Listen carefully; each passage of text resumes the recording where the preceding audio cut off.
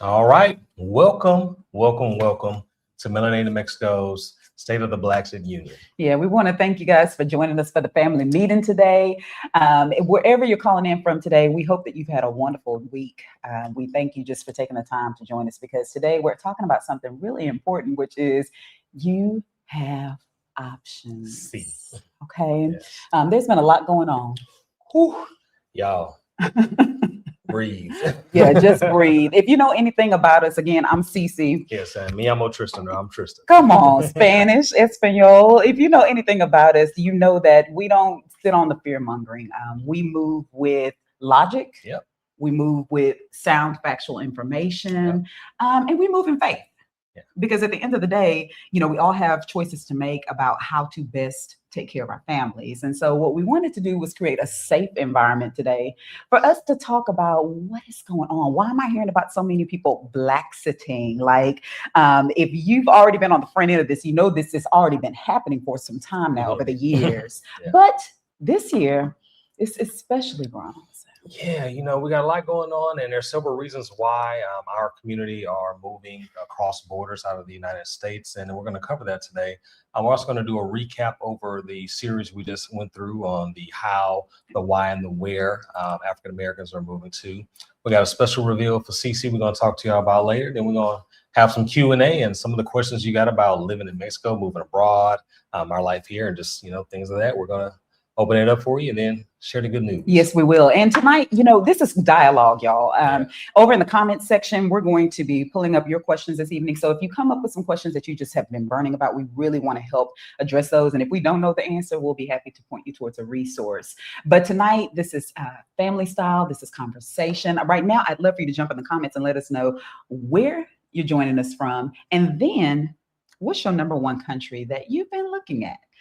You may be saying to yourself, well, I've been eyeing some things. I'm not quite ready to move around right now, but I've been eyeing some things, and I would love to know where, again, you're joining us from, and then also what country or countries have you been considering? Yeah, drop that in the comments for us. So tonight, again, we're talking about the three main reasons why people are moving. If you're anything like us, you probably have friends and family who are like, why you want to leave? What's going on? Are you not happy? Do you want something different maybe? And I know for us, back last 2025, we were genuinely just looking for something different. At the time, nothing had taken office at that time. So it was just genuinely a need for just a change of pace. And I'm going to tell you, Mexico has over-delivered that for us. Mucho. But there are many freedom zones, as I like to call it, where you can survive where you thrive, reside where you thrive, excuse me. And so what we want to do tonight is we're going to talk to you about some of the top countries that people have been Blaxiting to, their why. And then we're going to also share with you some of our client stories. We've helped hundreds of people through this process, and every story is uniquely different, but there's a few special ones we'll share today with you today. Yes, so let's go ahead and jump into it, and let's talk about the three real reasons Blaxigrants are moving. So what we've discovered over time is that it sounds like we're all having these conversations kind of in silos, if you will. It's kind of like, that you want to do something on your own, but maybe that other person, you haven't really decided to share it with anyone yet. And I can understand why. I know a lot of people decide, I just move in silence. That's how I want to do. Some of us don't want people trying to talk us out of it. Some of us may be saying, I really just haven't decided yet, and I'm just still praying on it. But wherever you are on the spectrum right now, here are the three main reasons that we found from our clients who are thinking about it. So let's start with the first one. This is a big one, and that's just simply, I want a better quality of life. I just want to try something different. Yeah. So what does better quality of life mean to you? Well, you know what it means to me, but I'm going to tell you specifically, better quality of life for me in my now mid-40s was about bringing things to a slower pace for a little bit. Tranquilo. We really felt like back in Houston, we were just on this hamster wheel. Hustle time. Hustle time. If you know anything about the H, we're going to get it. And we were getting it.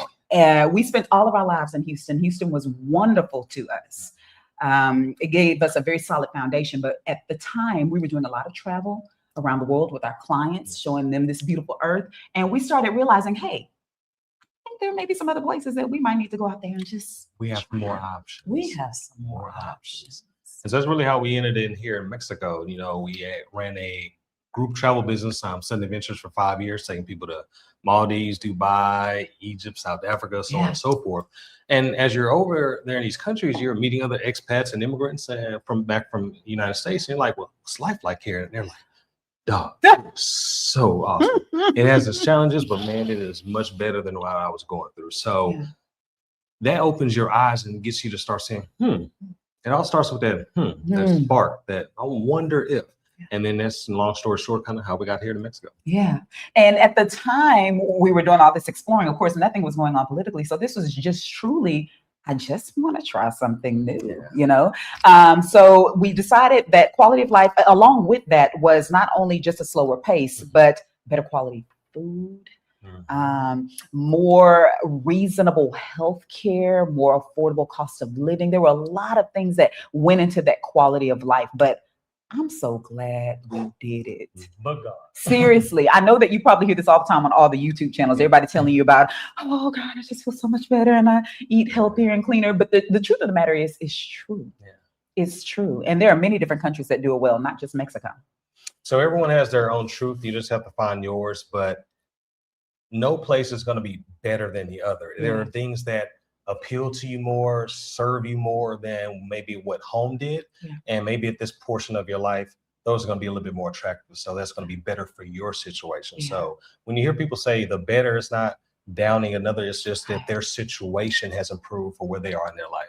And that country or that city or wherever is providing it for that situation. Yeah. And I also like to tell people, hey, if you are completely happy with your quality of life and everything is going well in your world, keep the party going.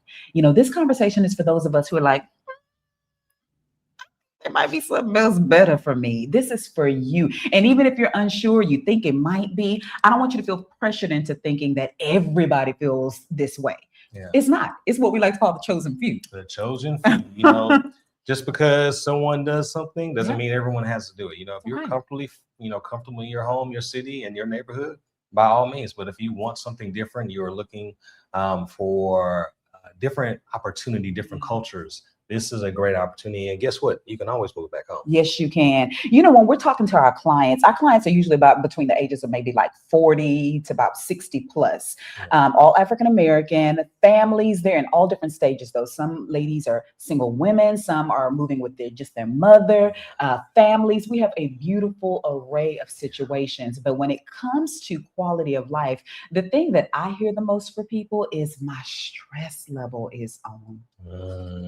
Because the things that you face back in the Estados Unidos, the United States, the hustle culture, the grinding, all that, the keeping up with the Joneses, the comparison, that doesn't exist here, specifically in Mexico. I can't speak for other countries, but when we talk to expats, you know, in Thailand, Panama, so on and so forth, it's like, I don't have that same competition. I don't need to wear designer. I don't have to work 2 jobs just to afford these things to impress people, because most of the people out here come with that same mindset of less is more. I want something different. And so kind of those old ways get left behind. So that's why you hear I'm happier, I found more peace, because some of those things that stress us out, even though we don't want to admit it or not, those typically aren't in the other countries. Yeah.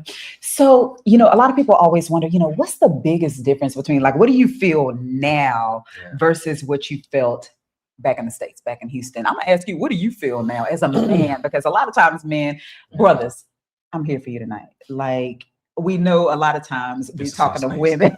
This is a safe space. I really want you to feel safe, because y'all deal with unique challenges different from than what we have dealt with. And if I can say this, Tristan, I'll be honest, there were a lot of things that he was dealing with that I don't really think I knew until we got here. And I'll give you an example. I've always looked at you to be a professional young man. So I did not realize that you had concerns and fears about, well, if I get stopped by the police, like legitimate, you never vocalized it. But why did you never vocalize it? I mean, what can I do about it? There's nothing I can do about it. So I need to put that fear on you. But back to it, though, I will say I don't feel like a black man when I'm walking around here in Mexico. I just feel like a human. I feel like you say the worst, a tourist, and, you know, people are looking at me. Obviously, I don't belong here, but I don't feel any kind of weird energy of like, why are you here? You know, who invited you? Why are you in this neighborhood without someone? It's just, Hola, everywhere we go, Yeah. it's like good morning, buenos dias, buenas noches, friendliness. I ironically feel like I do belong here. Yeah. I kind of look at things a little differently, though. You know, this whole globe is my daddy's earth. So I feel like wherever he tells me to go, that's where I belong. But I'm so glad to know that as a wife, my husband genuinely feels like I don't have to keep looking over my shoulder. Y'all, he actually sits with his back towards the door now. And I go up to police officers. So I know it's a little bit different. There's different things in Mexico about the police. But as a Black man here, as a foreigner, I feel comfortable when they walk by. I don't have to let them know I'm a safe person, make that eye contact. They usually don't even pay me attention. Yeah. So I'll tell you this, you're probably in the throes of trying to decide which country, where do I start, what is going on. I want to settle your mind, and I want to offer you a free resource that we hand to all of our clients when they're starting this process, and it's called the Blaxit Blueprint. I want you to comment in the comment section, Blaxit, and we're going to send it to you. We're going to send it to you after this tonight. It's really important that you understand that this is not, it doesn't have to be overwhelming. There are thousands of people who have already done this process before you, and we've already mapped it out beautifully for you. So it's 6 simple steps. It will go through everything. It'll tell you how to go about choosing what we like to call your freedom zone. It'll tell you things that you need to start preparing, making sure that you're qualified. It goes from the root to the tooth, as I like to say. And someone had a good question. Should we apply for temporary residency now or later? So we're going to cover that later on. So stick with us. We're going to go into detail about this. Real good Great question. Let's go back to number 2. Okay. Let me see where that was. Got a lot of stuff. There we go. Yes, we do. All right. I want to reset. All right. So for those of us who say, you know what? I need a reset. I get it on that one. We have quite a few clients who are like that, especially if they are working like in the healthcare industry. Yes. If they're working in very high tense, even in the federal industry, there are a lot of people right now who are just, the cortisol levels are high, are very high. You know what? I didn't realize that my shoulders were up like this until I got here. And so some of us just need to have a great exhale. So that's one of the biggest reasons why people are moving. There's so much noise, confusion about where I am right now. I just want to reset. And they can't always tell you how long it is or if this is going to be forever. That's another question that we get. Are y'all gonna be there forever? You may not know that right now, but all you know is I'm feeling tired. I'm feeling stressed. I'm feeling scared. I'm feeling worried all the time. I'm feeling like I'm never going to be able to do this like the way I need to do it in the US. We speak to clients often who are getting ready to retire. One of our clients, she said, one day I just had a daunting moment where I realized we are going to outlive our savings here. Yes. So she decided we definitely need a reset. We need to look at this thing holistically. And I encourage you to do that. If you know you're getting ready to retire soon, you really have to start having a very real conversation about how far your money's going to go where you are. Okay, everyone watching right now, live or recording later on, write this down. Geo arbitrage, GEOARBITRAGE, geo arbitrage. And basically that's the concept of you take a strong currency, move to a welcoming country that has a weaker currency, and you get to live your best life and support that community. Yes, period. What it basically says is you take your strong US dollar and you go and use it where your money goes further, period. I'll give you a very good example. Back in the States, we were running probably about $6,800 a month. That ain't even all in. That's on the main stuff, okay? Here though, $2,500 on our main stuff. Like it literally, your dollar goes further as you leave the country. So if that's important to you, if making sure that you don't outlive your money is important, this reset might be what you need. Yeah, because once again, once you get to that point in life where you're on that fixed income and prices keep rising, but that income doesn't keep coming in or those dollars aren't getting stronger, you want to have the opportunity or the option to be able to move to a place where it allows you to reside where you can truly thrive and your money works harder for you. Yeah. So these people are commonly those who are like ready to go. So if you're ready to go, you like, I know I need a reset. I need to press play on this thing. I want you to comment ready in the comment section. And what we're going to do is we're going to send you the link to schedule a 1-hour planning call with us. Here's the thing. I know that a lot of us are just kind of feeling stuck right now. You got 49 million tabs open. You've been researching this thing. Some of our clients have been researching this for 3 years, 5 years. They don't know where to start. Yeah. Well, once you pick up the phone and you talk to us, we lay out all of your steps. And as soon as we hang up that phone, we connect you with our immigration facilitation team and we get the ball going. You get the whole team. You get the whole team. So if you're the type of person that's like, I'm ready, I've been trying to get my residency, I definitely want you to comment ready, because what we want to do is we want to make sure that you go ahead and get started on your process. And while we're talking about this, in a minute, we're going to go into a lot about some changes that are happening, how things are quickly evolving, if you will, with other countries and their requirements to let you in. Here's the truth of the matter. Other countries see what's going on with the US, okay?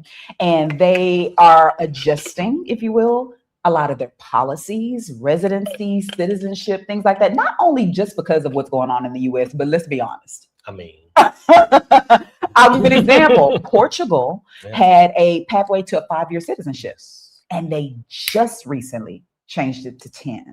Okay. Mexico, for example, they used to have the R&E program, where basically you just pay for your walk right across the border. Use a resident full time, fee, and you become a full-time resident. Permanent resident. Wait 4 years, permanent resident. So that's gone. They have gone away with that. No announcements. No, hey, last call.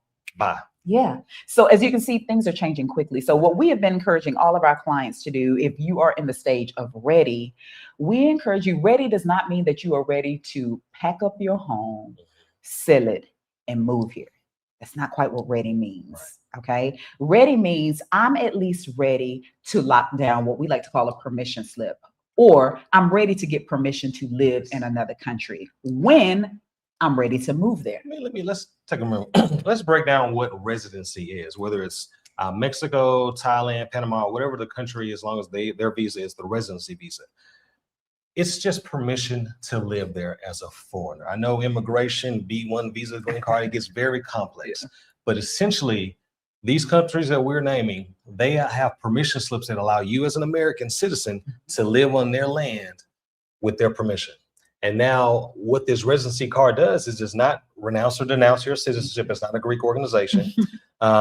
You do not become a citizen of that country. So you're still a United States red-blooded American, but you just have permission to live there and come and go as you please. Now, some countries do have requirements. You have to be in their country for so many months.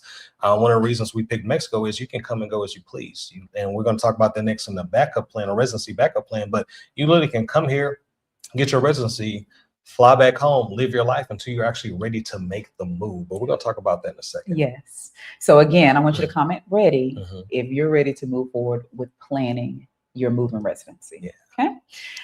Next reason. This is the one you like the most. I'll let you jump off with it. All right. So residency backup plan, essentially for those individuals, I'm not ready to sell my house, pack up my bags, cross the border, get on the plane.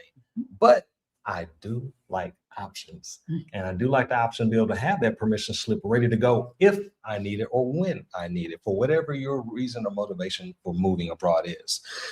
So with that being said, think of it as you have a membership to Uncle Sam's Club, right? You go there shopping every week. That's your place, the Uncle Sam's Club. But you know, that parking lot's getting a little sketchy. That staff is getting a little suspect. I'm not as comfortable in Uncle Sam's Club as I used to be, but I'm not quite ready to quit and give up my membership yet. But what I will do, because I have options and I have freedom, I will go ahead and drive down to Costco, go ahead and get a Costco membership. Now, am I going to be shopping at Costco weekly? Nope. I'm going right back to Uncle Sam's Club, but I'm going to put that Costco membership in my back pocket, and I'm going to live my life like normal, go to Sam's Club every week. But guess what? In 2 years, that parking lot got real bad, and those employees got really interesting.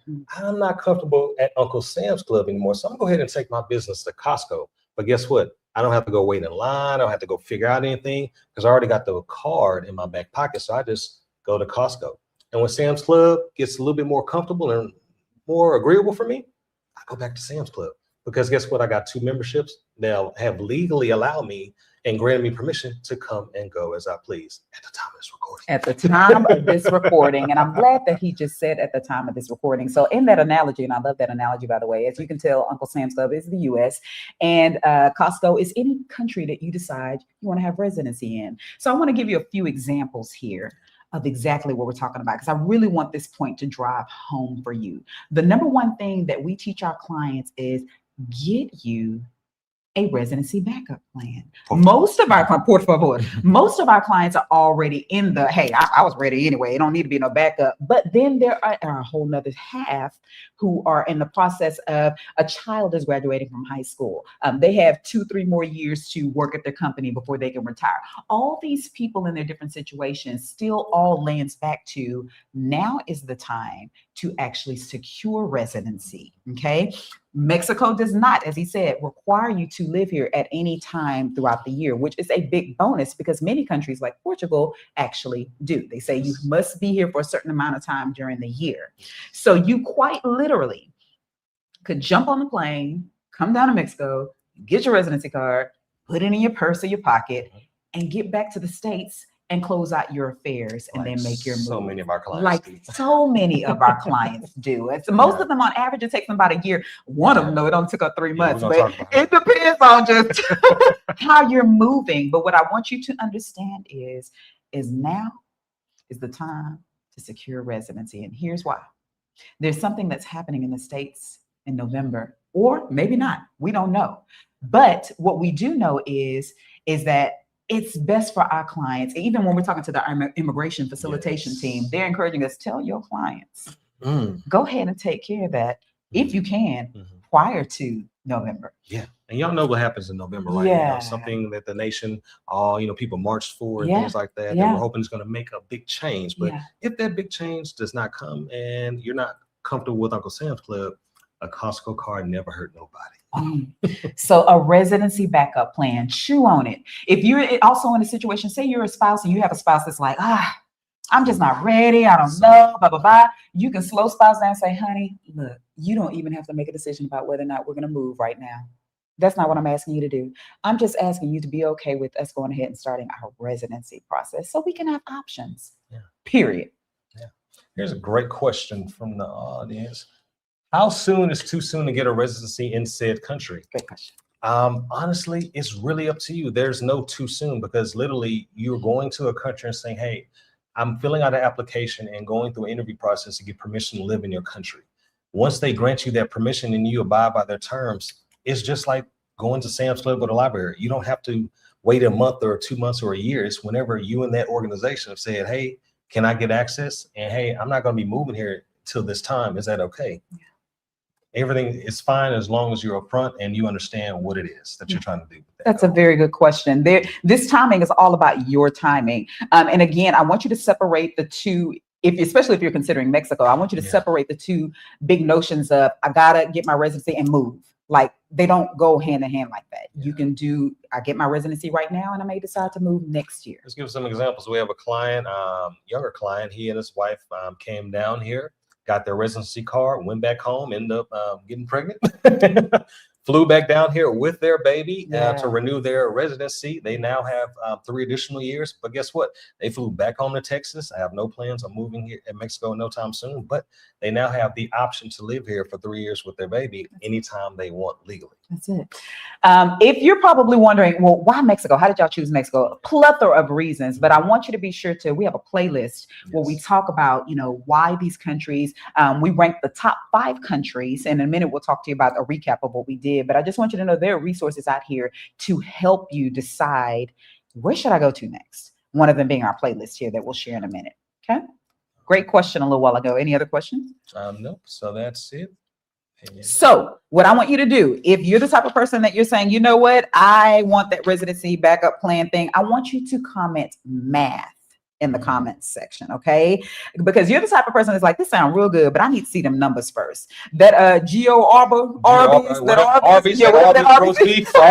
I need that. So what we're going to send you is we're going to send you our geo arbitrage calculator. Basically, it's a cost of living calculator. And what it does, you're going to input all of your current costs right now in the current city that you live in. And then you're going to choose the Mexican city of interest to you.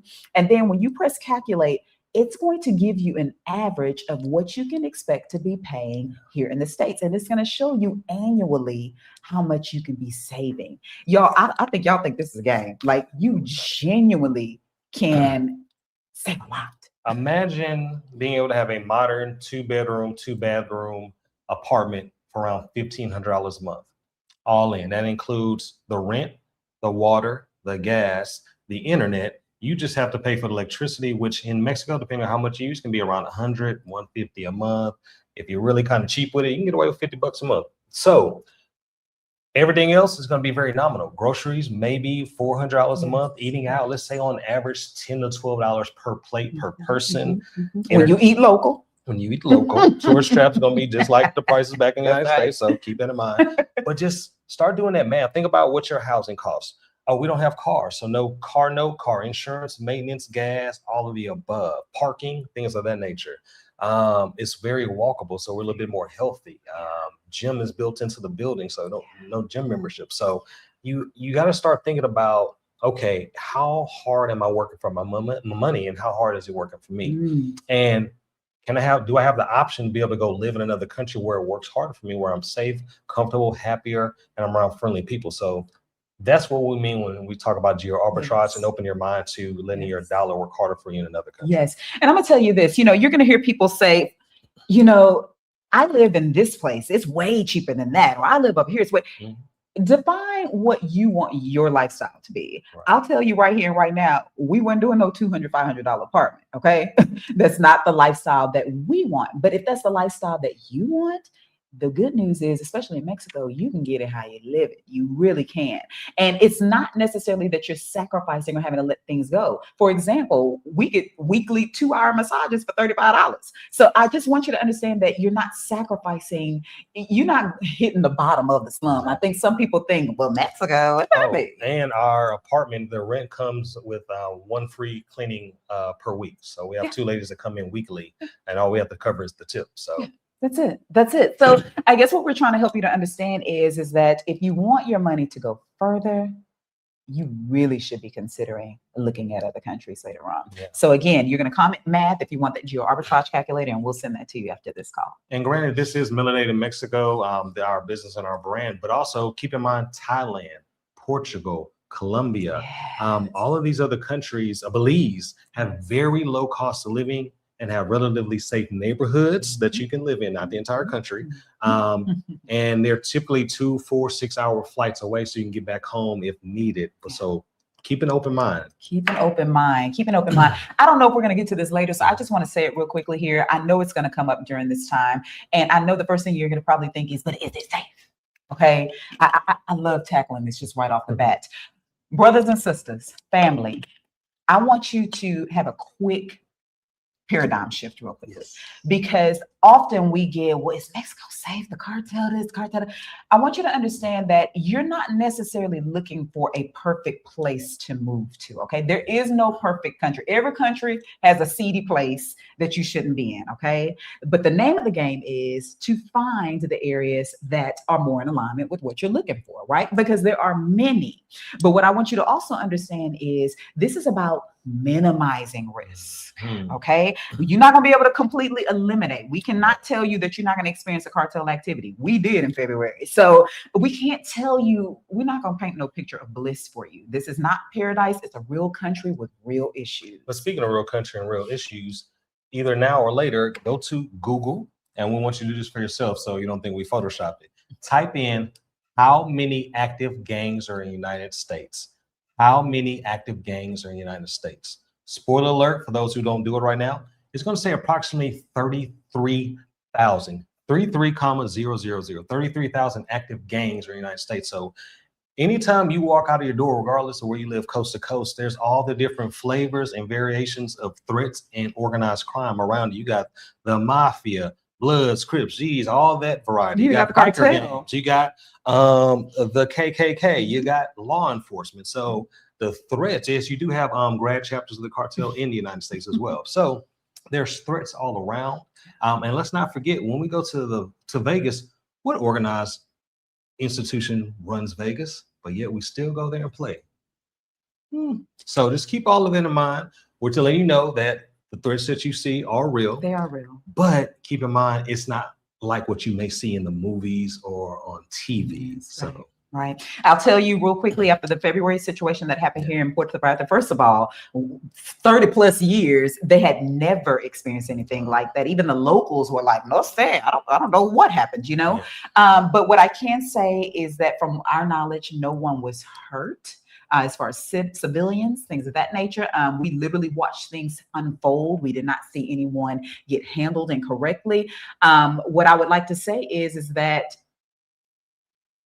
these things that happen with cartel and things like that, they're usually not random like it is in the States. Things happen every day, all the time, everywhere around the States. These things that are happening here in Mexico, they're usually, you can see them unfolding. You can see things moving. But out of all of that happening, there was not one person that we know of that packed up them bags and moved it back to the States. Nope. Actually, we had some more clients that started coming after that. And we were kind of like, you sure? Did you see what happened? It was like the same week it happened. It was like, oh, okay. Sure enough. Sure enough. Yeah. So just remember, it's about minimizing risk, not completely eliminating them. There's no perfect place. Okay. All right. Now I think we're getting ready to move into our next space. But I want to make sure we don't have any questions. If we're good to go, I want to thank y'all again so much for joining us tonight for the family meeting. We're hoping that you're finding this conversation helpful. Please feel free to put your questions up. If there's something that you want us to cover that is not on our agenda tonight, let us know. We'll do I'm already in love with the name Gumbo and Guac. That's one of my favorite situations right there. So the question is, does medical insurance through the U.S. cover medical costs in Mexico? Or do we have to have our own Mexico policy? Great question. 99% of the time, your U.S.-based insurance policy will not cover you here in Mexico. What you will do is you do plan on living here. You should get your own Mexican policy, but you will need to get a Mexican residency in order to do that. What some people do, if you're just going to be living here for a little bit, you can talk to an insurance broker and get travel or trip insurance, to cover you in between to fill that gap. But just keep in mind, if you plan on being here for an extended period of time without that residency or that Mexican health insurance, you more than likely do have that gap in coverage. If you can leave that up for me for a second, I want to take a moment here to just address healthcare real quickly on this. We addressed it in our videos, but for those of you all who are wondering about the healthcare here in Mexico, is it great? What is it? I will tell you something here. Back in the States, for the two of us, self-employed, we were paying $1,200 a month just for insurance. PTS to the elemental PD. Yes. So that's almost my rent. And that's a lot. Yes, it is. It is a lot of people's rent. $1,200 a month. Okay. For the same policy, and I would say better care and coverage. But anyway, here in Mexico, it's the equivalent of like a Blue Cross Blue Shield. $300 a month per person. I'm sorry, to combine. Yeah, yes, $300 per month. I know you still in PTSD mode. His about $150, mine's about $150. It's $300 a month, okay? And here in Mexico, you don't really have to use your insurance for much because things are pretty reasonable. Dental cleanings, $55. Specialist visits, no insurance, co-pays, $65 out of pocket. MRIs like $300. I mean, prescriptions, just there's a pharmacy literally every block. And most times you don't need a prescription. You can just walk in with a bottle and tell them how many milligrams, and they'll just hand it to you for fractions of the cost. Now, some of you have probably heard that recently President Sheinbaum here, Claudia Sheinbaum, she's awesome. She recently granted universal free healthcare for citizens, and I want to say residents as well. But here's what I want to tell you. There is definitely a difference between the public IMSS system, healthcare system, and private healthcare. Okay. If you're from Houston, think Bentab, but maybe it lowers. So what that means is with public health insurance, the system is already taxed. Okay. Mexico already has many people here who genuinely need these services covered. And so when you add yourself into that queue because you want some free insurance, just know it ain't going to be no cake. It's not going to be no cakewalk. It's very much so Bentab. But I also want to add, the anti-colonizer. You're taking a spot from a local person who probably doesn't have the access or resources that you have. So just keep that in mind when you're coming to another country like that. You jump in line for that free. Now that's a local that those resources have to go to you, a foreigner, versus their citizen. So just keep that in mind. The quality of care we can only speak on is with private health insurance. I have been overwhelmingly pleased. I've had mammograms, I've had all kinds of checks up here, down there. You've had your checks up here, down there, dental cleanings. And one thing I will say is they seem to run tests and diagnostics that I didn't even know existed, because in the States, they just kind of want you over and you good, going on. You're just a billing code in the States. Here, you're actually a patient with a name. Doctors have texted us afterwards, giving us their personal cell phone numbers. And I was just like, wait, is your assistant going to answer? It's like, no, that's my cell phone. Just text me if you have any questions after the results come. It's like, wow. Absolutely. And then you still have some that still do house calls as well when you need them. So it is healthcare that truly cares, if you will. And if you know anything about Mexico's healthcare system, you already know medical tourism is huge here. People jump that border every single day to get quality care for a much more affordable price. So do not worry as much about that. But what I will say is, if you do have pre-existing conditions and things of that nature, you're definitely going to want to sit down and talk to a healthcare professional here prior to moving here and, planning things here. Yeah. Question? Did I see one? Let's see. We do have some questions. Sure. Let's take a quick look. Having concerns about backlash against white Americans in Mexico expanding to FBAs. That is cartel business, and I ain't in that business, so I can't speak. Couldn't tell you. All I'm gonna tell you is this: we don't know what's going on with our clear counterparts. I got to be honest, not really for sure. But what we consistently have conversations with locals about is, do y'all really want us here? Mm-hmm. Do y'all really welcome us here? Yeah. Now, what I can tell you about Puerto Vallarta is simply because it is a tourism hub, which means 80% their livelihood here relies on tourism. If we ain't here, it ain't happening. So they are very welcoming and they are very appreciative. But you may go to Mexico City and get a whole nother vibe. So just know that when you're talking about a country, you have to be careful not to overgeneralize.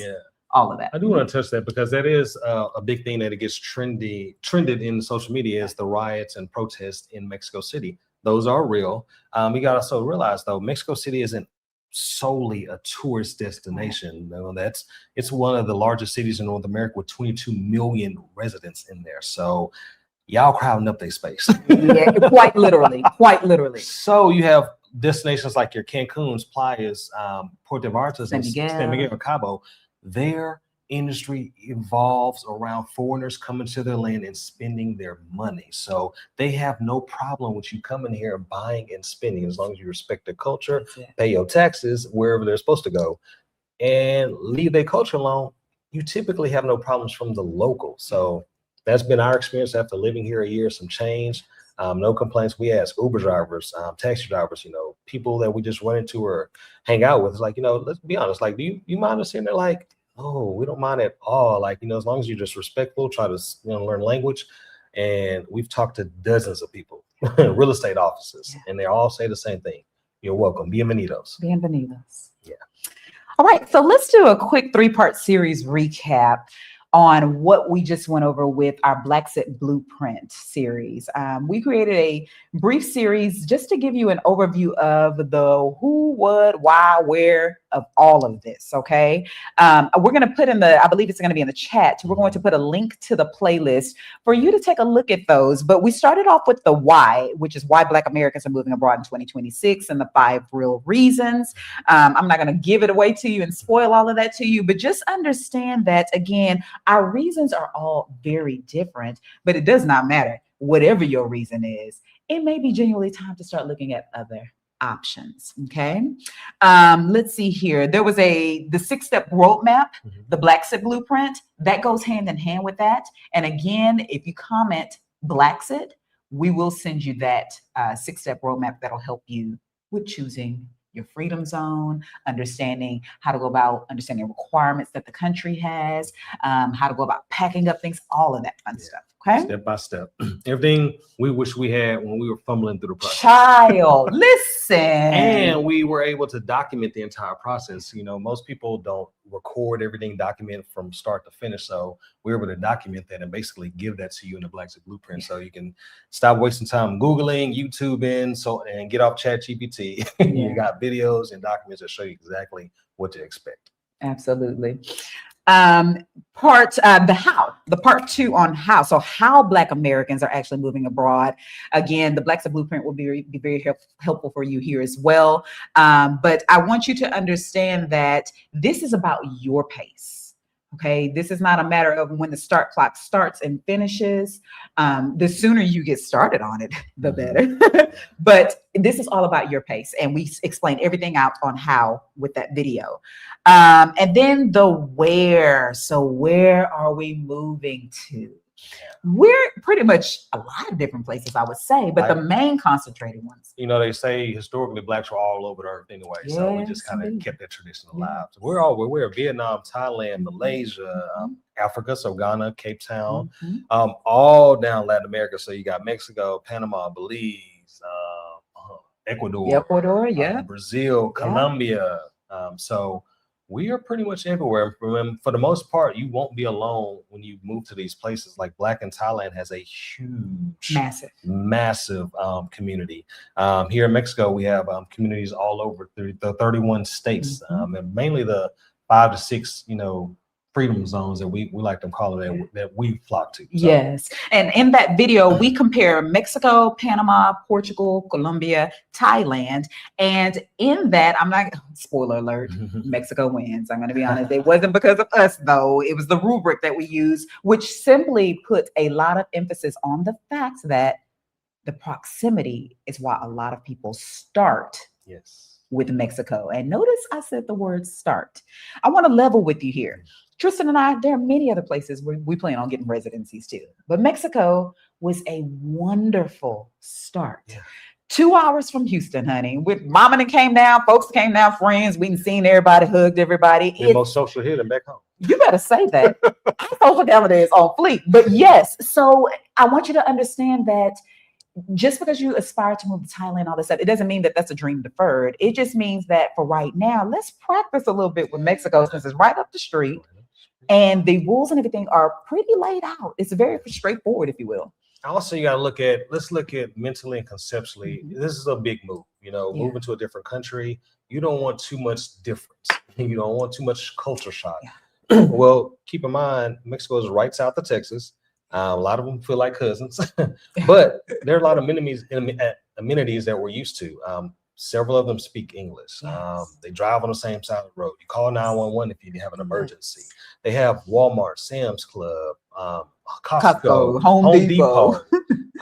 They accept your card, your credit card, your cash. So there's a lot of familiarity. So when you get to across the border and you get settled, it's not a lot of figuring things out that makes you say, did I make a mistake? You can ease into this, get comfortable with the concept of moving to another country, and then start saying, I wonder what Panama, Belize, Portugal, anything that's 9-hour flights, flights away, versus, man, family just called, I need to get back on home. Here in Puerto Vallarta, they have flights all throughout the day. If you get a call at 9, you can be at home by 3. Yes, and we have friends and clients who go back home periodically. We've even gone back home to take care of things as well. So you're not necessarily saying sayonara to the US, but you might have to do that if you move across Atlantic, because those flights are a lot more expensive and a lot longer. Thailand's what, like 17 to 20 hours? And not as frequent. They may only have 1 or 2 flights out a day versus, hey, I can go get the next flight out from Mexico back home. The next 2 be home in 4 to 6 hours. So, yes, sir.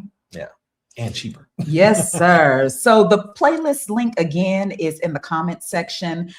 Take some time to go through those videos. I think you'll start to feel a lot better about the direction that you're going in. Some of us are very apprehensive because we don't want to get it wrong, and I get it.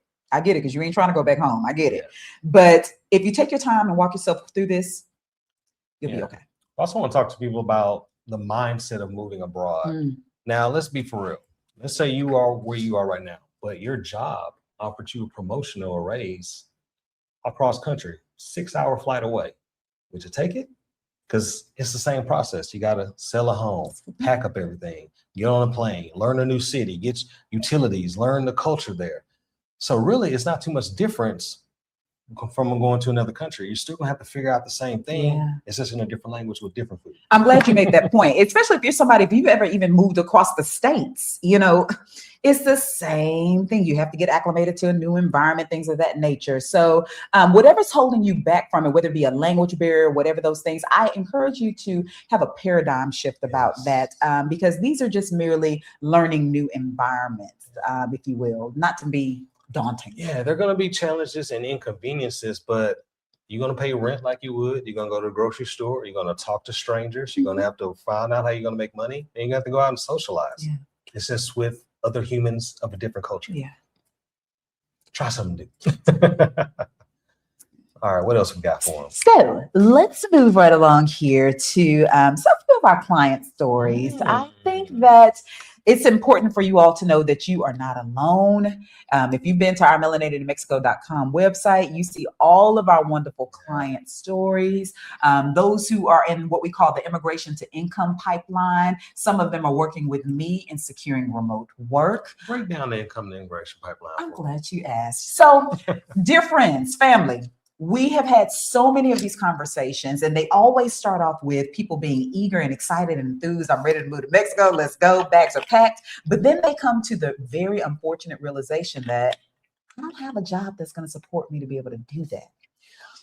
We heard this so much that we finally decided, we got to add the other piece to this puzzle. We're handling immigration and residency, but people have to make sure that they feel good about their job situation. So I put back on my 10-year recruiter hat. I was a Fortune 500 corporate recruiter in the oil and gas and IT tech industries. I absolutely loved them all that time. But now what I've decided to do is to flip things around and help you understand the life of the recruiter and what exactly we're looking for so you can land that remote job. And not just a remote job, but what we call a work from anywhere job. If in the comments, if you've worked with me before or you know about this, put in there, it's real, it's true, she knows what she's talking about.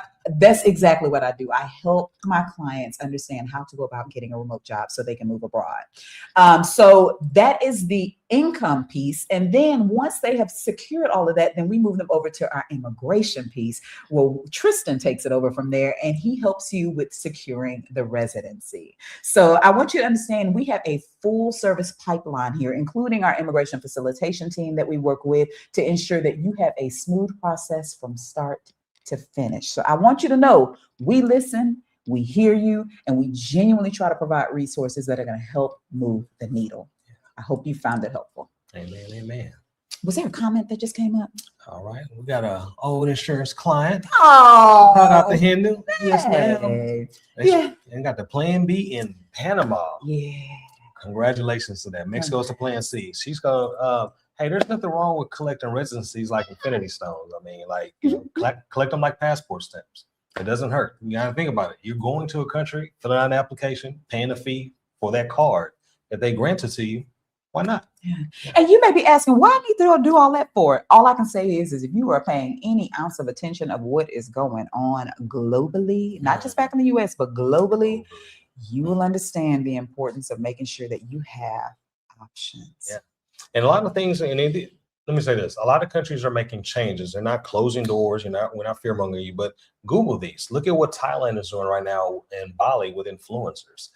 They're cracking down on how free people can go. Look at Vietnam. They're making some changes. Portugal said, hey, it's going to take y'all 10 years instead of 5 years. It's going to be trying to come up in our land like that. Mexico has raised prices. They've made the economic policy. That's true. I wanted to real quickly, because you mentioned citizenship. Mexico does have a pathway to citizenship. It's a 5-year pathway. So just know that's still an option for you as well. But residency doesn't require you to be citizens and things of that nature. Okay. It's just a hall pass or permission slip that allows you to come and go as you please. That's it. Legally. That's it. All right, we are doing really well. I want to thank you, family, for joining us tonight. We have so much information that we have it's been sitting on our heart, and we do these videos, but you're going to only address so many videos, so much. So we hope that you'll consider joining us weekly when we have these conversations, because all we're trying to do is make sure that you are informed and you understand how you need to move. Precisely. So, big announcement coming up here. What you got for them? So, y'all, I just mentioned the Remote Insider. As you all know, I kicked off all of those conversations over on Melanated in Mexico, and the response was wild. And I'm grateful for that. I know that unfortunately the US has laid off so many people, and this conversation is not just for the person who wants to necessarily move abroad. There are some of us who are just like, I just want to be able to work in my jammies from the couch. Yeah. And if that's you, the Remote Insider is definitely for you as well. But because the response was so overwhelming, friends, I am getting ready to take my baby from Melanated in Mexico, and she will have a new home with the Remote Insider on YouTube. And I am really, really excited about this. I have some content that I'm getting ready to put up for you all that I think is really going to help you finally get to where you're trying to get to with this remote situation. But I want you to know that I am here to be your number one fan of helping you secure an opportunity. Many times, I'll tell you, my average clients, they are people who have always worked in an office building, in an office environment, and they don't know if their skills really transfer to the remote environment. And not only do they not know if it does, but then they don't know how to really speak the language that recruiters speak that gets you hired for that job. So what I do is I sit down, you already know this if you've done this, but I do a 1-hour call with you where I go over everything. I completely redo your resume. That's before the call. We get on there, we get our LinkedIn up to speed, because if you know anything, you know that LinkedIn is our #1 recruiting tool that recruiters use to find you. So I make sure you are good to go with resume, LinkedIn. We also get your action plan together with the companies and the job boards that I recommend you look at. I know most of us are only searching on LinkedIn, Glassdoor, Indeed, all that. That's cute. But there are some more specialized job boards that can also help you get into that space. So I just want you to know that the Remote Insider is going to be coming back to you, but it's going to have a new home all to itself where I can give you everything you need without all the little Mexico things going on in between. So be on the lookout for that. If you're on our email list already, you will be the first to know when it goes live. I really want to thank you all for trusting me to help you through that process. So that's the big announcement. T is now back into the frame. I appreciate you letting me have that time there. I think now, though, I've said all I need to say. You said all you need to say? That's all I got for a poke shot. Well, let's take a moment here and let's open up the floor for some questions. We did get a few questions that did come in, but I do want to take a moment to make sure that we address some that come up. But let's first start off with, do I have to know Spanish? No. Period. So depending on where you move, if you're trying to go really local and live amongst the locals and non-touristy, then yeah, you're going to need to know that Spanish. Yeah. But now keep in mind, once again, that's why the strategy is, if this is your first big move to a tourist town first. And that way, more likely than not, a lot of people are going to speak Spanish or understand it or be able to, work with you. Yeah. Or even be comfortable just pulling out the Google Translator app. Yeah. I don't know how many times we just pull this out and it's habla, no inglés. And this is just it, and we get it done, and we move on with life, and that's it. So that's it. And you know what? They love, just like we love practicing our Spanish on them, they love practicing their English on us as well. So I want you to understand, again, Mexico is 31 beautiful states, but there are certain cities that are a little bit more English speaking friendly. So no, you may not need to know Spanish fully in those states, but I will tell you that effort goes a long way. And if you want to make sure you don't get gringo text, as we like to say, you want to make sure you spit out a hola, ¿cómo estás? Something. Give them something. Give them something. All right. So let's try to go through some of these questions we got. Sure. With all the food recalls going on in the States right now, what is shopping and quality of food been like in PB? I've seen a few videos and it appears to be better. We just came back from the grocery store and all seems normal here. Yeah. I don't believe there haven't been any reports or anything like that. No recalls, no shutdowns. It's not to say that it's perfect, right. But what I will tell you is that you have options of fresher food because all the outdoor mercados, where you can get your fresh meats, your fresh fruits, your fresh.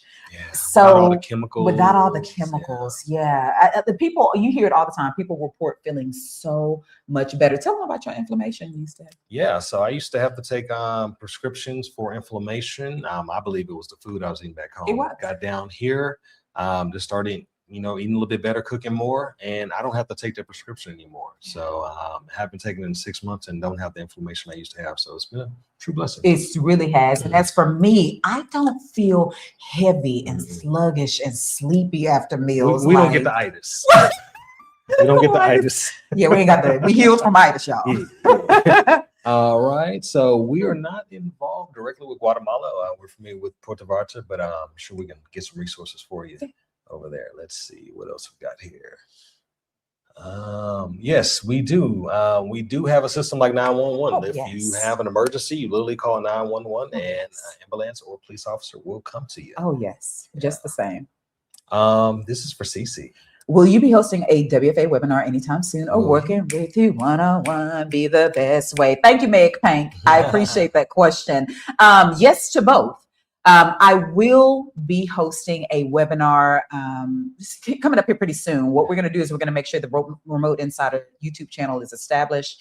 In a couple of weeks from now, we will be doing that. But if you are itching and you like, I need to get this done ASAP on this ASAP, I encourage you to schedule a call with me. Also, during that webinar that I'll be doing, it's not going to go into all the detail of what I do on the call. The call is very robust. So if you still feel like, she's not doing a good job. So the call is she reviews your resume and updates it for you. She reviews your LinkedIn profile and updates it for you and optimizes it for what a recruiter actually looks for. Because keep in mind, she was actually hiring personnel and recruiters, so she knows what they're looking for. She gives you a customized 90-day action plan and report and goes over that with you. So she pretty much kind of gives you the past exam, like in college, tell you what the professor's going to be looking for this semester. So keep that in mind. That's it. And I go over application strategies for you, job search strategies as well, because a lot of us are doing the same thing that we used to do back in 2000 and it ain't working. Job boards and things like that. Next question is, been a PV, how much is the 2-bedroom apartment walking distance from the beach and the internet? Well, great question. We are directly landlined into the internet right now, but we upload huge files to the, for YouTube and things like that and have no problem. So there are a lot of digital nomads here or people that work remotely. And so they have accommodated that. So high speed internet, no problem here. Great question. It's typically included in the rent. And to answer your question about the rent, to live not too far from the beach, walking distance, you're going to be in that ballpark. Now, did you say how many bedrooms? If you want 2-bedroom, yeah, you can walking distance. Walking distance. She didn't say ocean view.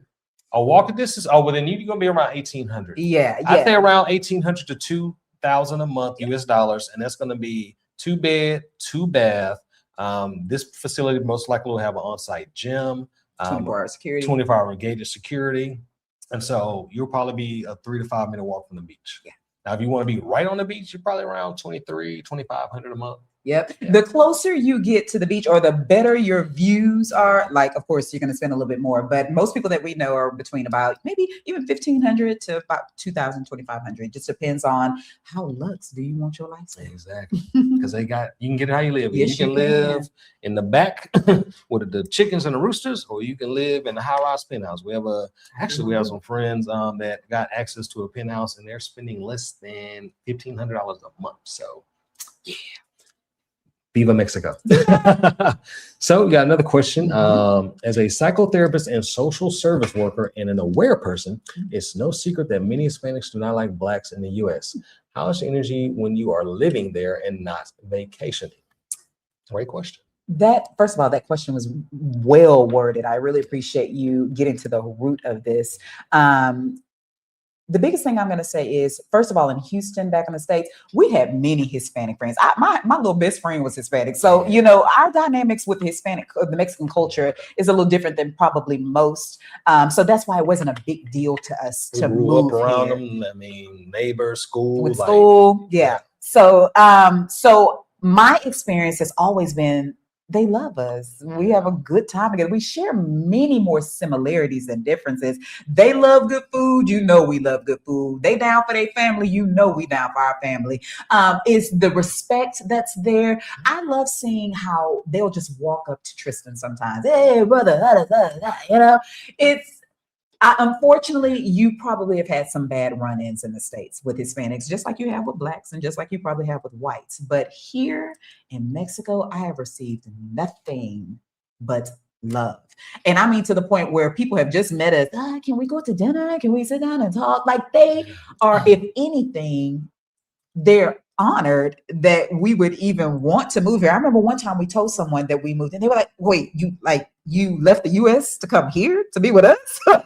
And it was like yes, because what we're looking for at this juncture in our lives, Mexico offers that for us, So to answer your question, I have never had any kind of situation like that. Tristan hasn't. If you're in our Melanated in Mexico Facebook group with almost 10,000 people in there, you won't hear anybody saying really much of that either. There will always be a one-off situation here and there. There is no utopic place. But if you move to some of the cities that we talk about, Playa del Carmen, here in Puerto Vallarta, San Miguel de Allende, Merida. And actually, I'm gonna skip ahead. Someone's question was about, what about Merida? Merida is the second safest city in all of North America. So that means Canada, USA, and Mexico, the second safest rated city in all of North America. Yes. And there's a thriving back population out there. It is. It's beautiful. I don't mean this in no way, no negative way, but it's kind of like Atlanta of Mexico. I would agree. They're thriving. They got play dates with the kids, activities. The videos are popping. Y'all go check out. I think it's the Black and Merida experience. Yeah, a lot of people moving there in droves. The only thing that you probably hear often is that it's pretty warm, but it's hot here in PV too. It's hot all across the globe. So just get somewhere, get a fan, and enjoy life. I like to consider Mexico as a place to move abroad, but all I know is Cancun. How did y'all settle on where you want to live? Also, which parts of Mexico have the most melanated people? Great question. That is why we recommend our playlist that we highly encourage you go check out. It talks about the where Black Americans are moving and the why. And so that talks about our core four, and in regards to what is going to be most important for you. For us, it was proximity to home, good quality healthcare, great cost of living, and safety. Those were the four things. Like, okay, if I'm looking at a map, what location that meets some other requirements or desires, but what are my four core requirements? And so those are my non-negotiables. And then you can layer everything else on top of that. They have weather, nice, pools and oceans and things like that. So I'm gonna be honest with you. I did a little in reverse. Go ahead. Tristan, as the priest, provider, and protector, those were the main things that were very important to him, me as well. But what was a must for me, a non-negotiable, was ocean views all day. I wanted ocean. I wanted mountains. At first, we thought we were going to do Cabo because Cabo is our place, honey. We love some good Cabo.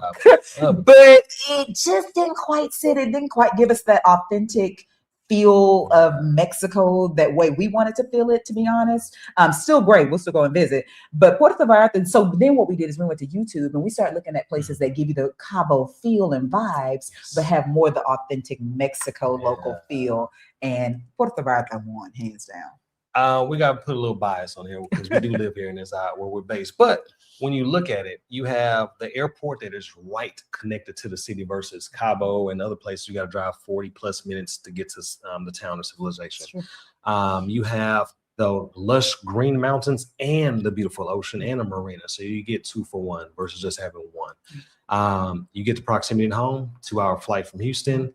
You get I love this particular area because you are mixed with the locals and the expats or immigrants. So it's nothing to be in the grocery store, the mall, or the sidewalk and just see Canadians, North Americans, Black Americans walking amongst, Mexicans, and they're all at the bus stop and getting taxis together. So it's a vibe. Let me address one quick thing here, because we often hear people say, I don't want to live with a tourist at. I don't want to be with a tourist. Let us break down something for you for a second, y'all. First of all, these cities are big places. While it may have a tourism hub like the Malecon here, where the whole city is not a tourism city. Like, you will quickly find that there's very authentic and local going on here. So that's one point. But my second point is, I want you to reframe your mind about how you think about living where the tourists live, because what that really means is, where the tourists are is where they're usually going to have better amenities, infrastructure. And I don't want to say better, but things that you're used to. Let me just say that. Okay. So if you're saying, I don't want to live on tourist because I just don't want to be, well, there go your amenities. There go your infrastructure. Again, we're talking about developing countries. So let's break it down. Follow the money. Just like anything in life, follow the money. If you're going to a tourist town, well, what's their primary revenue source? Tourism. So what do they want to do? Keep tourists happy. So if a city were to have a power outage, what part of that town is going to get the electricity turned back on first? More than likely the tourist area versus the local area.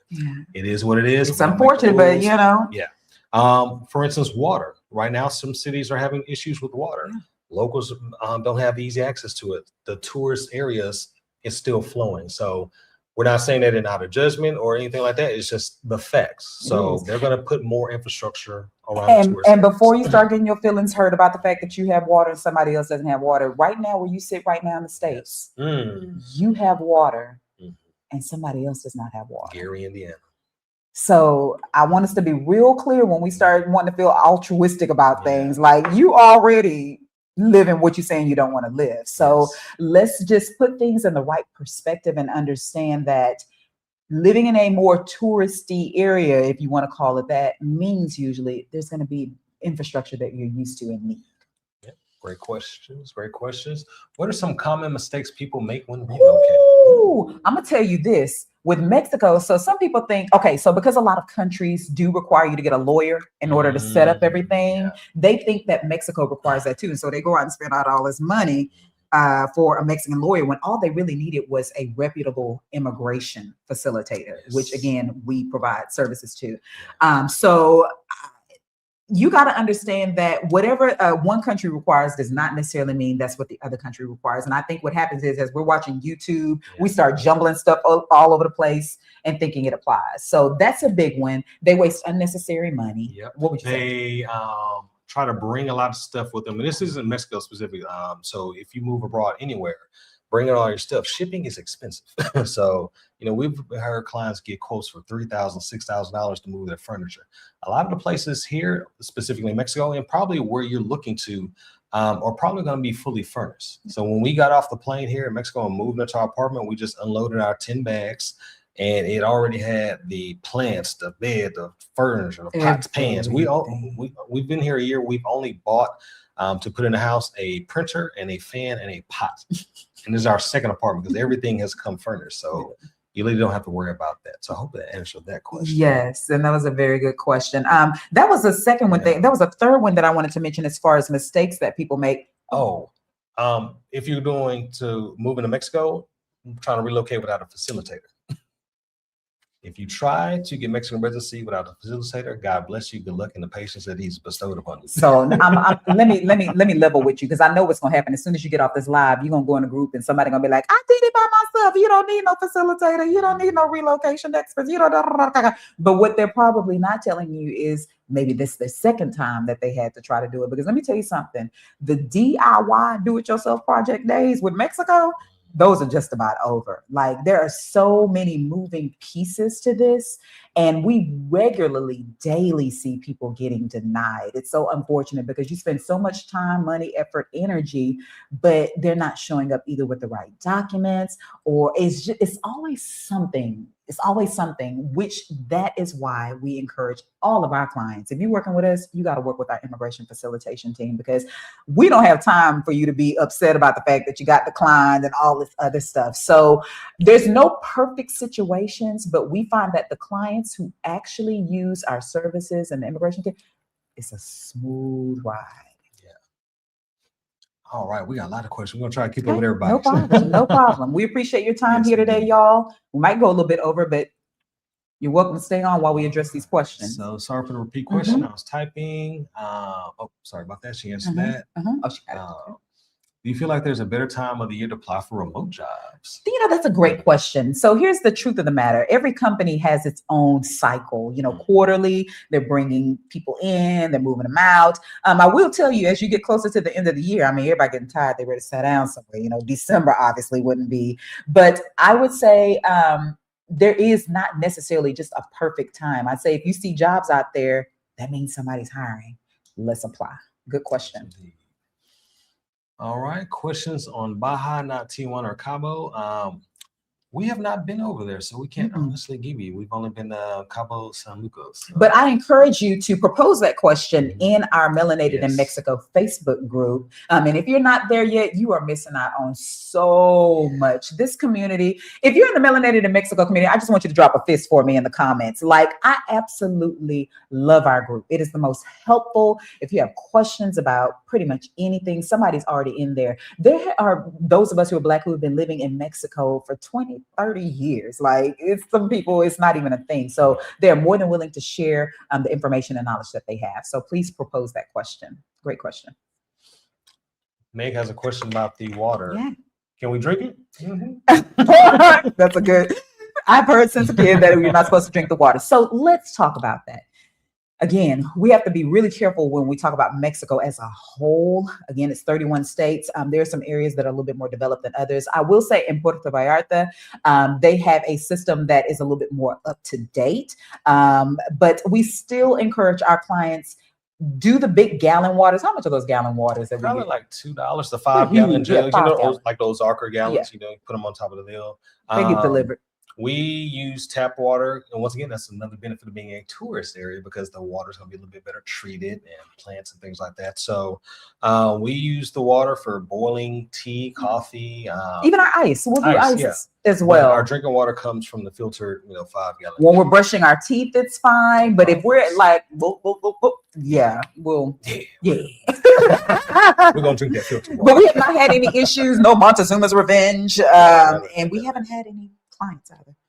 This is a great question. How do you find a faith-based community after moving to Mexico? Bible study and prayer groups are important to me. So just curious. Great question.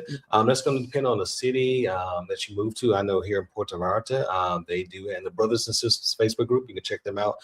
They do have Bible studies and church services and things like that. I think even gospel brunches in Puerto Vallarta. I can't speak for the other cities, but I know they got something going on. They do. A lot of them have, like here, for example, in PV, they have many different churches. You have non-denominational, you have some that only speak Spanish, then you have some that do Spanish service and English service later. Just know that if you are open to being in a environment that is different, probably from what you're used to, absolutely, it's here. There are many groups as well that have, like Guadalajara, I know that they have WhatsApp groups. Like all of these cities have WhatsApp groups that'll help keep you connected and helping you find resources that you need. So very good question. And again, I encourage you to join the Melanated in Mexico group and propose that question. It's a good one. Free resources. We're talking, we're going to talk about it later, but moving checklists, safety guides, green books, geo arbitrage calculators, residency qualification checks, all free. Yes. There's another good question. It's going to lead us into talking about Arnita later. Is it good to drive there, or is alternate transportation better? We sold both our cars before we left Houston and have not had one regret 1 year. They have, depending on the city you move to, here in PV, you have buses, you have taxis and Ubers and another rideshare app, I forget, but you can actually negotiate your price with them. But typically we move to apartments that are walkable. So like the grocery store is 3 minutes from us. Everything we need is within 3 to 5 minute walk of us. The bus is like what, 15 cents, 25 cents, something less than $1. The taxis are very comparable as well, but Uber, we spend less Ubering everywhere we go than we did on our car insurance back there. So typically here in PV, it's around $3 to $5 one way, and you typically, tip maybe $1 or whatever you're feeling like. And so you're not spending a lot. And really think about how often do you need to get in a car, because they do have Amazon here, Uber Eats delivery, things of that nature as well. Most people are walking, and the people who did bring their cars is usually parked under the garage with some tarp over it because you genuinely just don't need it unless you want it. Some people have their bikes. So if you move to a walkable city, no need. Tequila is a great substitute. Kills the germs. My man, what's up, bro? All the way from Dallas, Texas, by way of Los Angeles. Yes. Thank you for joining us. Well, this is going to be housed on our channel, so there won't be a replay, but you can just come back to the channel and watch the replay of this video. No problem.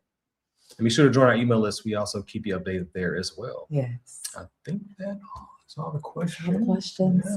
Y'all, I hope you have found this productive. If you have found this helpful, I just want you to drop a heart in the comments. Like, it's so important to us to address the matters that are really, tugging at us. And again, we don't spend a whole lot of time talking about what's going on right now in the US because you already know what's going on in the US. But what's most important is I really want you all to start thinking of this time in your lives as an opportunity to design life the way you kind of really want it to be. That's what I feel like we've been able to do. You really get to start over. You get to, being born where you're born, you didn't get to choose that. But when you move abroad, you actually get to choose. You get to choose your city, your neighborhood, your location. Who do you want to be? Who do you want to be friends with? So it's kind of a chance to have a reset. And once again, and it's not a permanent reset. If you give it a try, come back home. get an apartment, get a new house, get a job, and live your life as you were. But now you can say, at least I tried. Yeah. And keep in mind, millions of people are doing this kind of move every day. That is why so many different countries are known as retirement safe havens. They're not retirement safe havens for their locals. Costa Rica is very popular for getting Americans and Canadians to move down there. Panama, Mexico, Ecuador. So there's an established pattern of foreigners moving to another country and living their life there and adapting to their culture. So it's not something new. It's not something that TikTok just created. And they're thriving. I want you to understand, I don't know if you can really grasp a hold to what it would feel like to wake up in the morning, have your prayer time, go out to your little garden with all the flowers, then get ready to go to the gym, put in your little work for your iron, do all you got to do. Come back, have a great, delicious, fresh breakfast, then shower up, turn on your computer, get to work. But you get to work from your rooftop, looking at the ocean or looking, on your lunch break, you get to watch in the market and buy the ingredients for dinner that night. So after you get off, you just make your fresh meal with products that aren't, chemically poisoned and things like that. Then you get to go walk on the beach after dinner, to walk off the food, and then come back home and do it again. I have no other way of really describing it. It sounds pretty utopic. I tell him, I guess this is what it kind of maybe feels like on this side of heaven, to be in heaven. But again, as far as safety, the things, do me a favor. I want you to comment safe. I know somebody still got an issue with safety. Do me a favor. Let's pull up the comment safe under media. Right. What I want you to do, if safety is still a concern for you, because I get it, I want you to comment safe. And we're going to send you our Mexico safety guide, where it gives you real factual data on what is going on in the cities that you may have interest in. We call these our sanctuary cities. They're cities where most Black people are moving to here in Mexico. It's going to give you data. Just comment safe. I'm going to send it to you so we can lay that to rest. Please, por favor. All right. Let's see here. Everybody. Okay. I got you. Do me a favor, if you don't mind. Let's go back to media real quick. I want them to know what other resources we have real quickly. As we're wrapping up here, I want you to, thank you. I want you to scan this link. This link will take you to all of our resources. All these things that we're talking about, Blaxit Blueprint, Safety Guide, the Geo Arbitrage, all of that you will find at this link right here. If you have it, just go ahead and scan the QR code. And what I want to do is I want to wrap up here in a minute and just talk real quickly about some recent clients that are kind of special to us and their journey. But I hope that you have been finding this helpful. Let's pull up the screen here.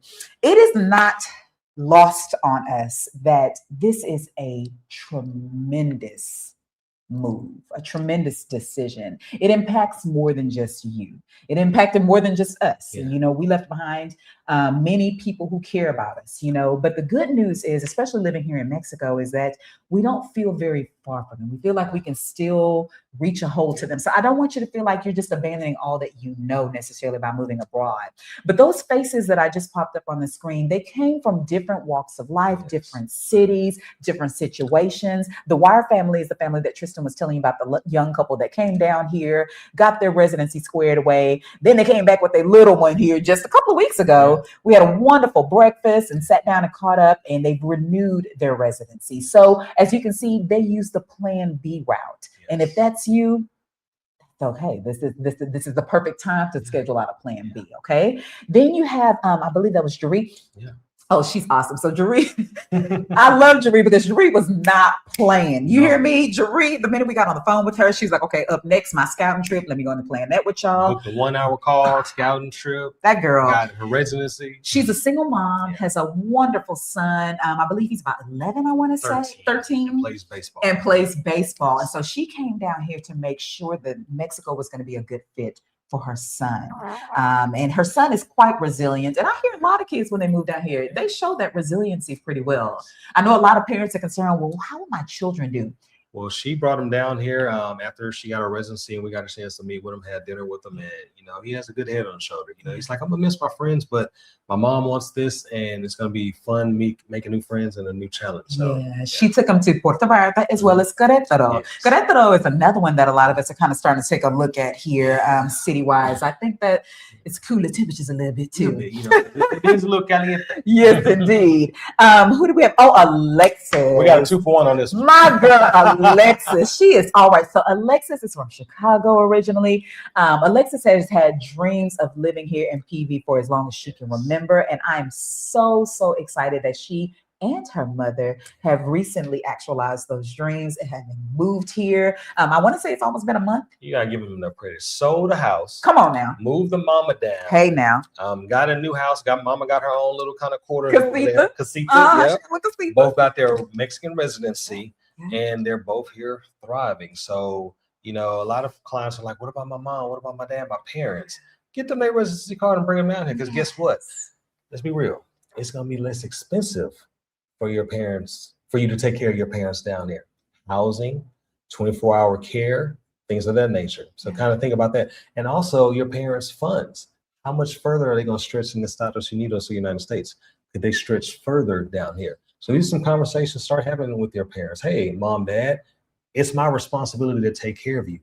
But the way these finances are set up, it may be a better move for all parties involved if we could take this to another country. It doesn't have to be Mexico. It doesn't. Maybe it's Thailand, Europe, where they have great health care that's affordable and a lower cost of living. So these are some family meetings that you may want to consider because things are getting cheaper. So keep that in mind. Yeah.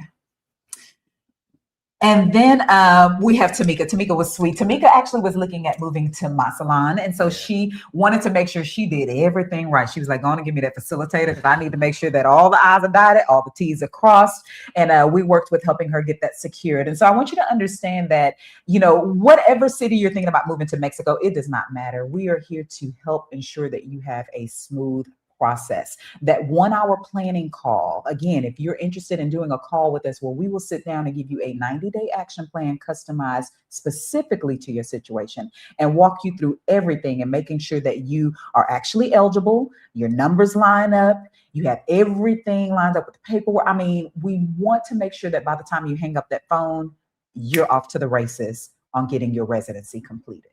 Let's talk to them about really what a facilitator does. Did we break Sure. that down? I don't think we did. So let me real quick, for those that are still with us, getting Mexican residency is a 2-step process. It's the easiest, hardest 2-step process you'll endure. So essentially, when you get Mexican or apply for Mexican residency, you have to have an appointment at a consulate in the United States. You can't do this across the board. It has to be in the US. You go to this appointment, you're going to bring your application, your paperwork, your passport, and your fee. They're going to review your documents and say, hey, we approve or not approve you. This is where you actually qualify. They simply want to see you make so much money, either $4,400 a month or have at least $72,000 or $75,000 in a bank account. If you meet those 2 requirements, you typically qualify for Mexican residency. I'll repeat. They just want to see for you to qualify that you make $4,400 a month deposited in a bank account, or you have $72,000 to $75,000 saved in some type of account. That could be IRA, pension, 401k, mutual fund, whatever. It just can't be crypto. Now you go into the appointment and show proof of that. Typically they'll say you are approved. You can now become a Mexican resident. Now your second appointment happens. You have to fly to Mexico within 180 days of that first appointment and complete your canje. They take a document, your visa from your passport, and then exchange that with a actual residency card. That's it. You, at the time of this recording, you pay about $56, $57 for the U.S. appointment. For one person, it's around, for 1 year, it's around, let's say $650 US at the time of this recording at the Mexico side. So that's around $700 all in, minus facilitator, for you to qualify and obtain your Mexican residency. Sounds easy, right? Here's the hard part. Getting those appointments. Yes. Understanding what documents you need. When you come to the second appointment here in Mexico, guess what? All in Espanol. Yeah. So another big thing, we call it consulate roulette. Some of you have probably started to try to contact these consulates, try to get an appointment, and then you'll see one has a requirement of $4,400, the other one has a requirement of $4,500. The truth of the matter is these Mexican consulates in the States, they kind of get to move the way they want to move. There's no standard interview questions. It's just really a luck of the draw with a lot of this. And so the immigration facilitator's job that we work with, because let me tell you something, all facilitators are not created equally, and I highly recommend you get one that comes recommended. We've had to save a few clients from previous ones that they've had. But the truth of the matter is that you really have to make sure that all of your things are in place so you don't have to repeat this process over. And the consulate roulette is the thing that gets most people. I'll give you an example. We originally are from Houston. We were trying to get into the Houston office, couldn't get nobody on the phone to save our life. No. Couldn't do nothing about it. So we finally hired the immigration facilitator. She helped us actually get an appointment in Phoenix, helped us get all prepared. We flew out there, got it done. And I just know for a fact, I think we'd still be sitting in the States right now. Trying to get an appointment. So it's so hard. You can go and do it yourself and get your own appointment. It's hard. It's a challenge because there's typically only one person that works in that whole building that does this, and you're not their priority. Yeah. So with that saying, get an appointment. Your facilitator is going to schedule your appointments for you, a good one. She's going to schedule that one in the United States and that one in Mexico. She's going to review your paperwork and make sure everything is right the first time. She's going to have someone here in Mexico at the office for you, facilitating your appointment. So she's going to go up to the desk for you and speak on your behalf, show you where to sign. And that way you don't have to speak Spanish to finish it. So we've gone to that immigration office 3 or 4 times. We had to do our first round. We had to do our renewal. We had to get our RFC and update our address, things like that. So we've been up there 4 times. I have not spoken to one employee in that building because you go in, you sit down, your facilitator literally goes up and facilitates the transaction for you. I just walk up, sign, take my payment, get my card, and walk out and just say gracias. Yeah. So if you love a good DIY and you don't mind a headache or maybe just wasting a few coins, by all means, continue on with the DIY project. Accept the challenge. But for those of us who got stuff to do, I'm just gonna go ahead and pay them people. And go about my business. So when you book that 1-hour call with us, not only do you get your custom strategy, get a chance to work with us, but we introduce you to our entire vetted network, our facilitator, our realtor, our medical coordinator, our insurance broker, our favorite driver, our favorite personal driver is going to, and he can help you get moved in and things of that nature. So with that call, you get the plugs. Get the plugs. So, I like how you put that. All right. So great question. Is it $4,400 each per person? Great question. So if you want to individually have your own residency, yes. But if only one person qualifies, there's something called family unification. So if one spouse qualifies, the other spouse can come under them, like you become their sponsor. They just have to, you have to show an extra like $1,000 or $2,000 a month, something like that. Google it, get the right number. Yeah. So basically what he's saying is, if you can't both meet that requirement, they have different ways that you can do it. You might just show it through savings. Maybe you can only meet the $4,400, but your spouse can only do the savings. Yes. It's different ways you can do it, but just know there is an option if they can't to come underneath you. Yeah. Let's see. Do you recommend a virtual online language website? If you're referring to like to study the language, like a Duolingo, absolutely. But yeah, that's the context. I love Duolingo. Let me tell you something. A lot of people kind of give Duolingo kind of a hard time because they're like, I don't feel like I'm really learning anything. But I find that you really, really, really understand using Duolingo better once you live in the country and have to use it. Like I find every time I do a lesson, the next day I got to use that word. So I would say start with Duolingo. And then, of course, when you get here, there are plenty of Spanish teachers around. And if learning the language is a concern of yours, my wife is a little bit more conversational. I still barely speak anything. And we've had apartments, repairmen, medical procedures, things like that. And being able to thrive here comfortably, not speaking it fluently. And they are okay with that. So don't let that be a hindrance of like, okay, I got to learn it before I get on the plane. No. And it's been a year and I'm still practicing and still making strides, but I didn't let not knowing it or the comfort of knowing it hold me back. If I can add one thing, if you're not going to learn all of it before you get here, obviously, but the ones I would tell you to focus on things like transportation topics, riding in a taxi, directions, where are you going, things of that nature. So that conversation, restaurant conversations, okay? You want to make sure that you understand just the basics of those. You definitely want to understand, donde está el baño, where's the bathroom, So there are just some basic things that you really need to know, and it'll get you off to a very strong start. Great question. Your Social Security does follow you in Mexico. So you still just have to file your taxes back home. But you got to think about it. Mexico is the largest retirement community where Americans flock to. I think there's over a million of us down here. So they're not coming without that money. I can guarantee you that. And as far as double taxation, I know sometimes we get that question. There is a treaty in place where Mexico and U.S. doesn't do. I know they'll give me the comments as the Foreign Earned Income Exclusion Act. And so the United States and Mexico have a treaty, a tax treaty where U.S. citizens can't get double taxed. So depending on your residency and how long you live here in Mexico, you may have to just pay your taxes here or kick it back up to the United States. So that's between you and how your tax professional set that up, but you will not be double taxed. Right. And some may be saying, well, do I only pay 10% or 5% in Mexico with the taxes? No, their tax rate's comparable. It is. It's not Panama where you're going to get a big discount. Right. So no. Let's see. What if you have a parent? Can they qualify with me? Excellent. That would qualify under family unification. So when we work with our facilitator, they can walk you through that specific nuanced process of they're going to have to show a certain amount of income, and you'll have to show them as well. And they'll come under, you'll sponsor their residency. So great question. Bring them on down. Bring them on down. Alexis did, and it was a smooth process. Yeah.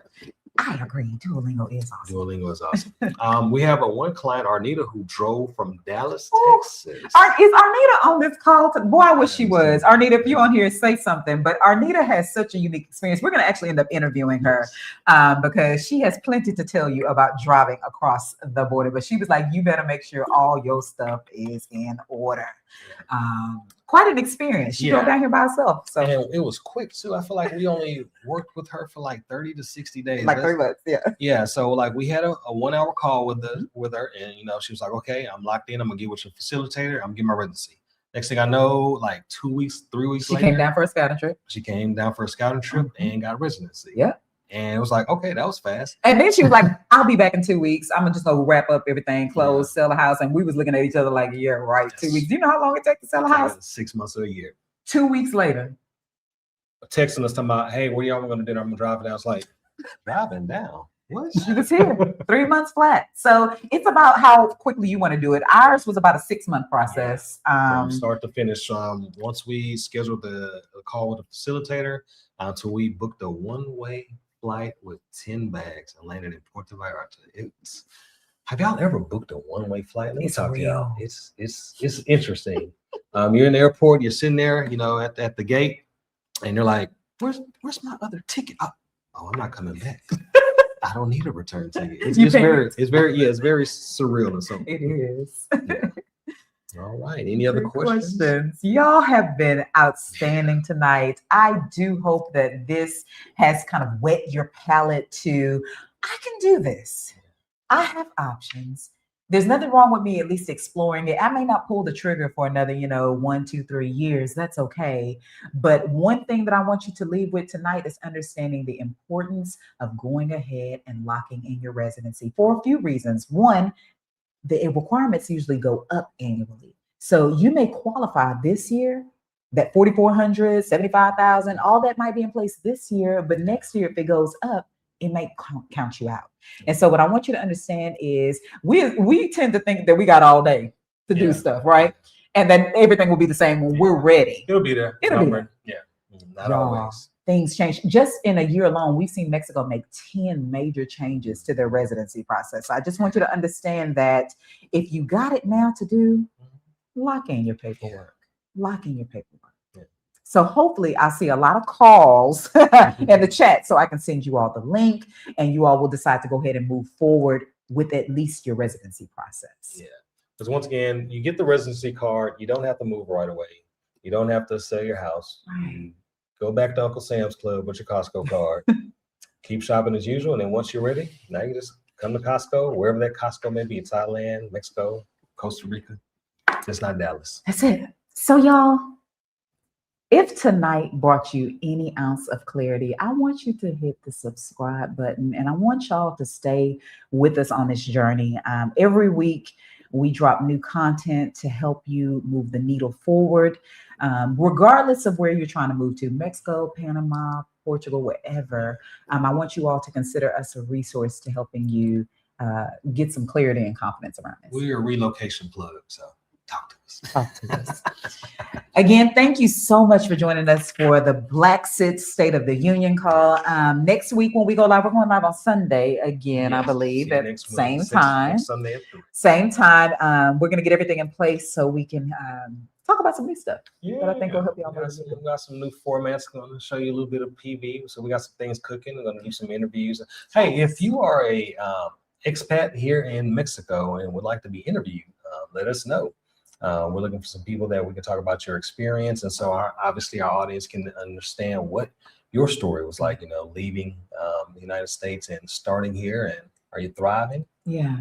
We want to hear all types of different situations. There's all kinds of people that are considering the move. We especially want to hear from people who are retired, who are parents, who may be down here by themselves, who men and women. I mean, as much of an array of different types of people and backgrounds and situations that we can highlight. We want to do that. So if you're interested in being interviewed, just interview me in the comments for me. And also, if you're already on our email list or in our group as well, just reply to our email and say, I'd like to be interviewed, and we'll set something up for you.